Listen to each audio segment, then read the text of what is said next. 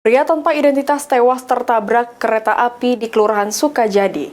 Diketahui merupakan warga Kelurahan Prabu Jaya setelah pihak keluarga menjemput jenazah di Rumah Sakit Umum Kota Prabu Mulih.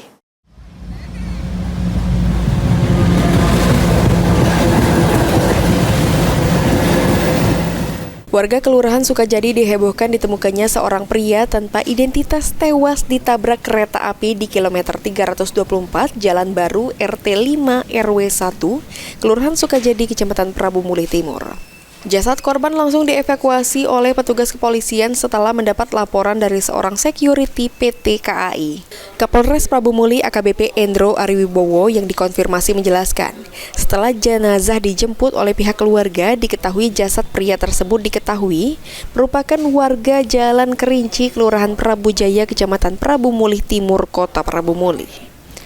Berdasarkan keterangan pihak keluarga korban mengalami depresi setelah ayahnya meninggal dunia.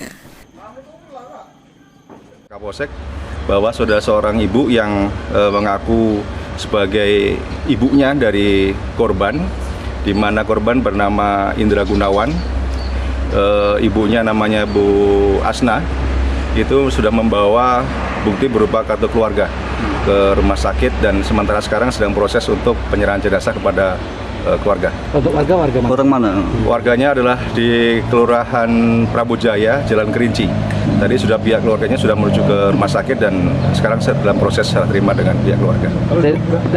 Murni kecelakaan atau apa? Sementara hasil interogasi ataupun keterangan dari pihak keluarga bahwa korban ini, Indra Gunawan ini mengalami gangguan mental karena beberapa saat yang lalu orang tuanya adalah ayahnya meninggal dunia. Dari sejak itu yang bersangkutan mempunyai kebiasaan untuk keluar dari rumah, pergi jalan-jalan tidak tahu kemana, tiba-tiba pulang gitu. Sehingga pada saat yang tadi pagi dilaporkan ada kejadian seperti ini. Saat ini jenazah korban sudah dibawa keluarga korban ke rumah duka untuk dikebumikan. Anggi Perkasa, PAL TV.